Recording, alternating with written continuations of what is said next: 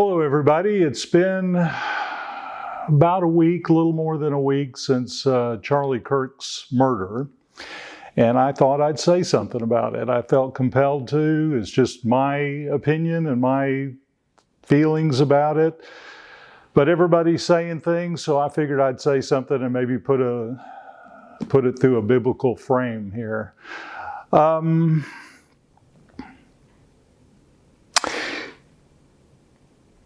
You know, I think we're in a battle of good and evil. I think that's clear. I think there's people who are violent. They want death. Death is okay to them. They believe in lies. They believe in distorting the truth. And they fight against people who are clinging to the truth and clinging to some of our traditional values. I think we knew that was coming.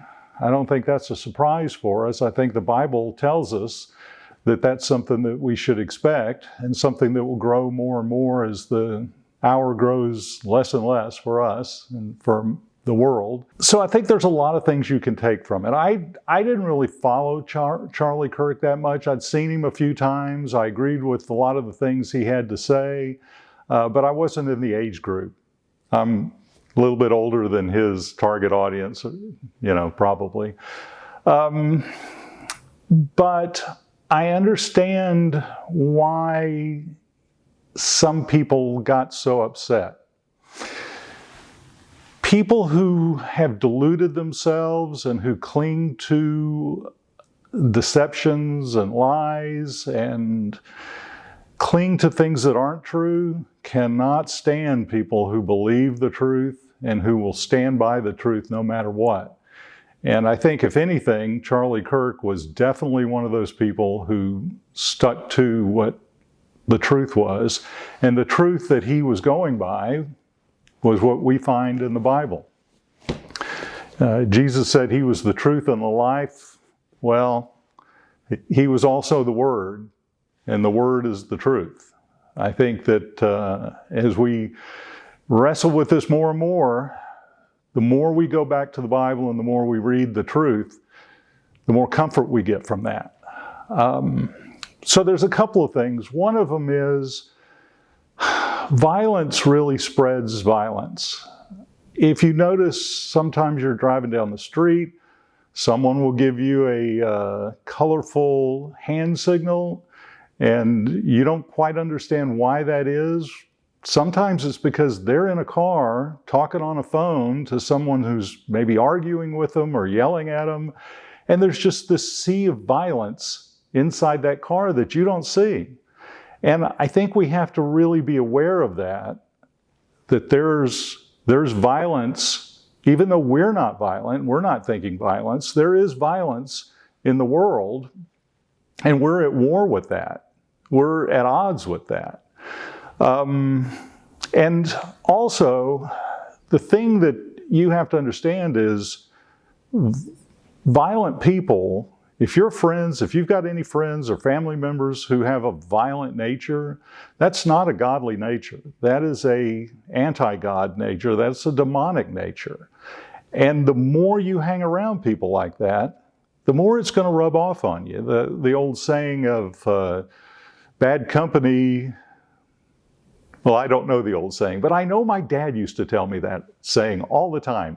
And it's basically, don't hang around bad company because you'll become bad company. One of the things John the Baptist said is that Jesus was standing in the threshing floor and he was threshing, separating the wheat from the chaff. Well, that's the end times. That's kind of where we are. The good people are going to hold on to the good stronger, and the people who believe in lies and deception are going to hold on to those things stronger.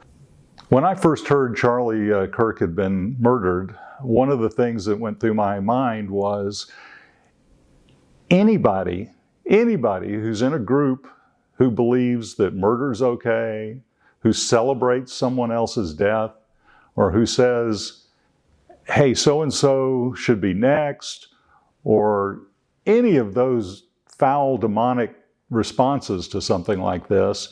If you're around people like that, my first thought was you have the obligation to slap them in the face. But you know what?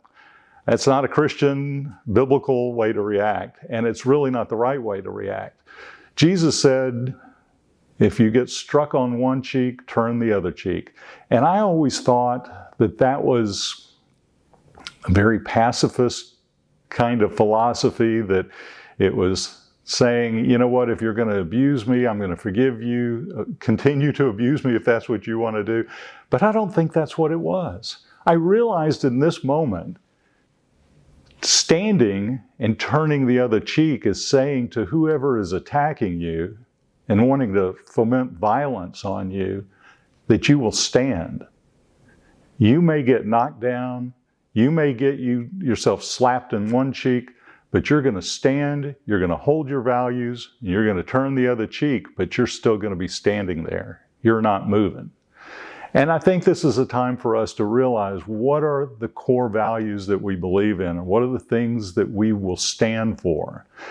And I think the fact that God created us in His image, that He created us man and woman.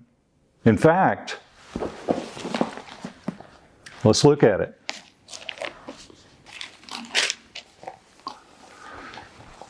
So God created man in His own image. In the image of God created He him.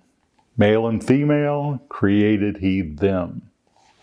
If you believe the Bible, that's the truth.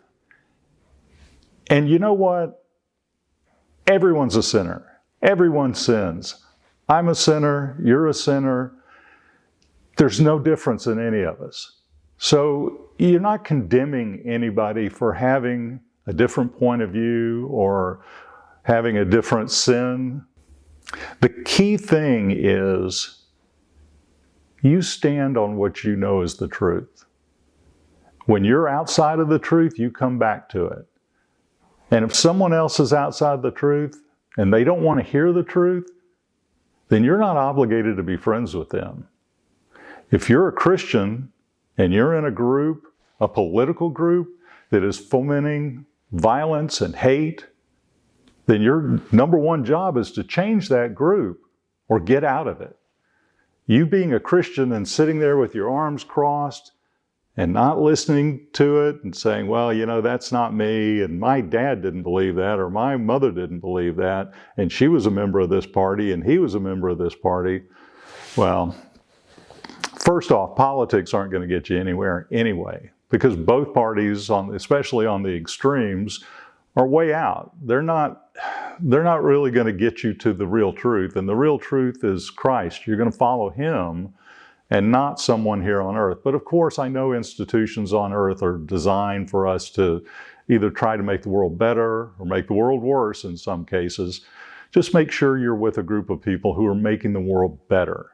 And that means that everyone has a value to their life.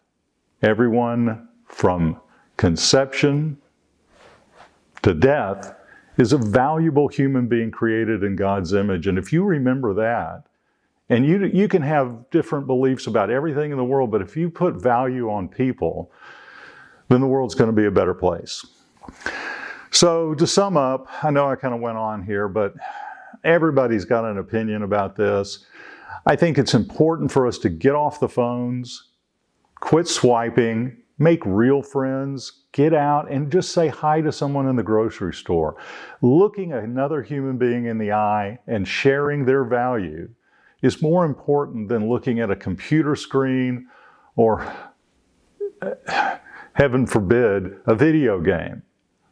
Video games where you're shooting another person and they're exploding and all whatever happens in video games, that's got to be demeaning. That's got to be lessening human value. Look at your kids. Are your kids enjoying things that demean human life and human interactions? Or are they enjoying their friends?